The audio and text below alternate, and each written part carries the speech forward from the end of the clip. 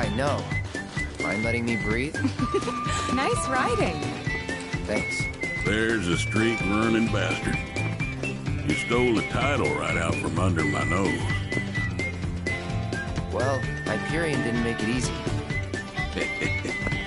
I'd hope not. Mighty fine bird you raised. He beat mine fair and square. Just tell me, what happened to my parents? I held up my end of the bargain. Now it's your turn.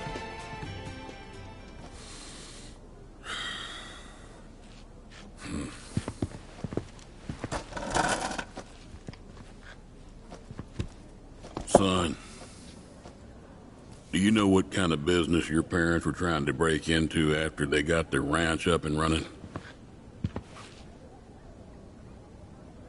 Wild Chocobo conservation. It's no secret that environmental changes have been hard on the birds, and what's bad for them is bad for business. Unfortunately, nobody seemed to care. Saving the planet ain't cheap, you see. Folks know somebody's got to pay for it, but they'll be damned if it's gonna be them. So while everybody else turned a blind eye, one couple faced the problem head on. Your parents. They had everything they'd need. The know-how, drive, and passion. Thing is, none of that counts for much if you ain't got the gill. So they went around taking out loans left and right, till they were swimming in debt, which is when they ran into the meanest shark of them all. Reckon you know who.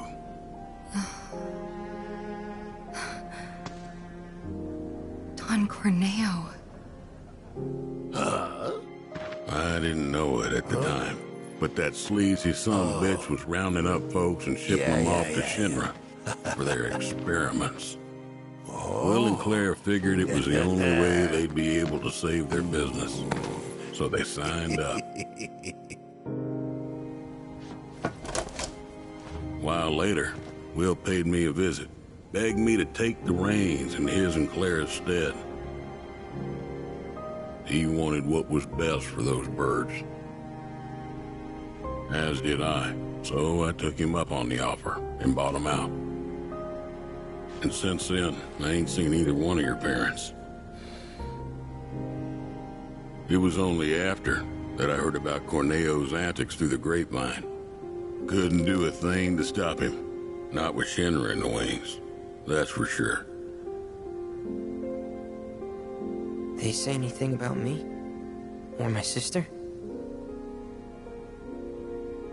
Not to me, no. Don't go thinking they forgot about you. You and your sister were always at the forefront of their minds. The business might have gone south, but they chose to give up their future to make sure you two could have yours. That's why you got a roof over your head, a place to work, and food to eat.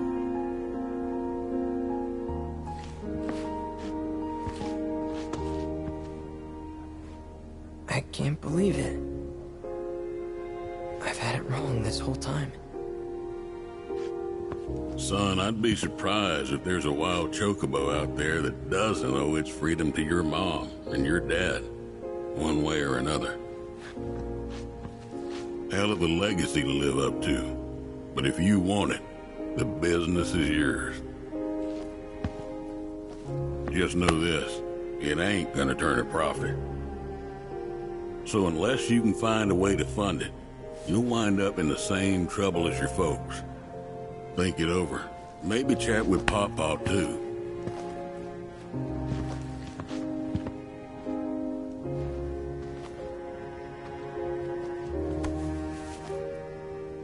Call it.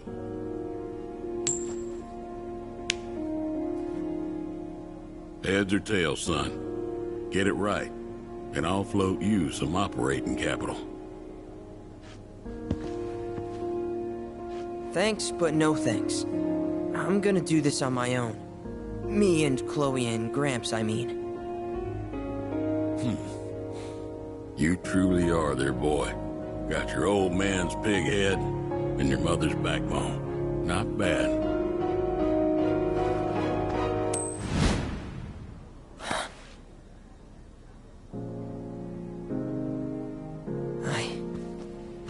I'm gonna do my parents proud.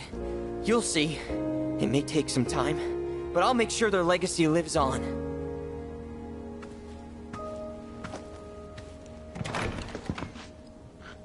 I don't get it. If Gramps knew all this, why'd he make it sound like Sam was to blame? He was probably trying to protect you, to stop you from going after Corneo or Shinra on your own. So he pinned it on Sam, knowing that your uncle would be okay shouldering the blame. Shouldn't have to tell you this, but seeking revenge would be stupid.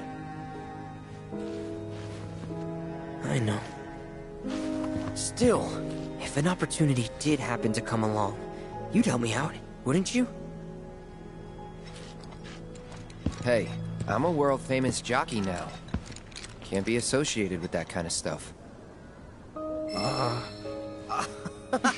You had me going there.